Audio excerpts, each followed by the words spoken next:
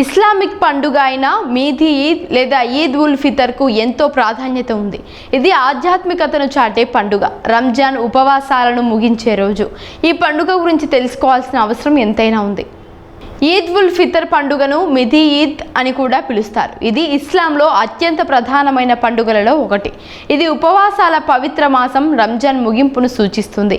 ఈ ప్రత్యేక పండుగ ఇస్లాంలో వేడుకల సమయం. నెలవంక కనిపించగానే ప్రపంచవ్యాప్తంగా ఉన్న ముస్లింలు ప్రార్థనలు, విందులు, ప్రియమైన వారితో హృదయపూర్వక శుభాకాంక్షలు ఆనందంగా జీవిస్తారు. ఈద్ ఉల్ ఫితర్ తేదీని ఇస్లామిక్ చాంద్రమాన క్యాలెండర్ ద్వారా నిర్ణయిస్తారు.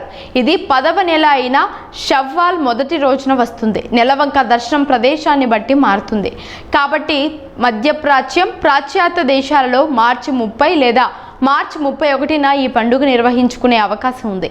భారతదేశం, పాకిస్తాన్, బంగ్లాదేశ్, ఇతర దక్షిణాసియా దేశాలలో ఈద్ 2025 మార్చి 31 లేదా ఏప్రిల్ 1న వచ్చే అవకాశం ఉంది.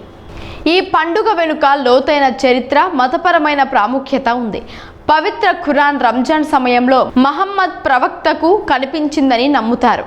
అందుకే ఈ మాసం ఆధ్యాత్మిక భక్తికి, స్వీయ క్రమశిక్షణకు ఉత్తమ సమయంగా భావిస్తారు. ఈద్ ఉల్ ఫితర్ అంటే ఉపవాసాన్ని విచ్ఛిన్నం చేసే పండుగ అని అర్థం. ఇది ముస్లిం సమాజంలో కృతజ్ఞత, ఐక్యతకు ప్రతీకగా నిలుస్తుంది. రంజాన్ మాసానికి ఆనందకరమైన ముగింపుగా చెప్పుకోవాలి. రంజాన్ మాసమంతా ప్రతిరోజు ఉపవాసం ఉంటారు ముస్లింలు. ఈద్ ఉల్ ఫితర్ ఆ ఉపవాసాలకు ముగింపు పలుకుతుంది. మితి ఈద్ మసీదులు, ఈద్గాలు, బహిరంగ మైదానాలలో నిర్వహించే ఈద్ సలాహ్ అని పిలిచే ప్రత్యేక సామూహిక ప్రార్థనతో ప్రారంభమవుతుంది.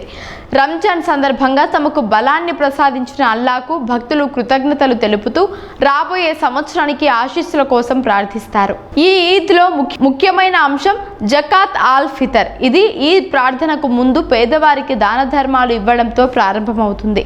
ఇది ప్రతి ఒక్కరూ వారి ఆర్థిక స్థితితో సంబంధం లేకుండా వేడుకలలో పాల్గొనడానికి, పండుగ భోజనాన్ని ఆస్వాదించడానికి నిర్దేశించింది.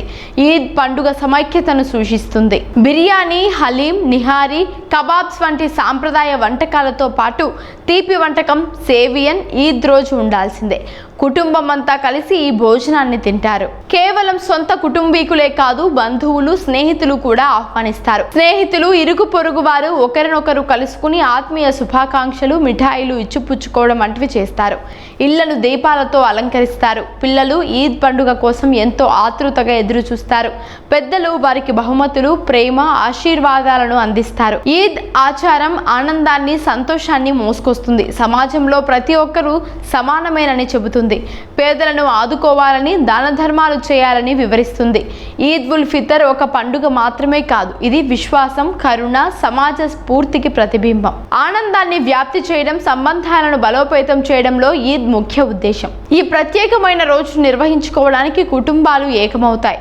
ఈద్ స్ఫూర్తి, కృతజ్ఞత, ఐక్యత, జీవితం, ఆశీర్వాదాలు మిళితమైన అందమైన జ్ఞాపకంగా మారిపోతుంది. మీకు ముందుగా ఈద్ ముబారక్. ఈ ఈద్ అందరికీ శాంతి, శ్రేయస్సు, సంతోషాన్ని తీసుకురావాలని కోరుకుంటున్నాం.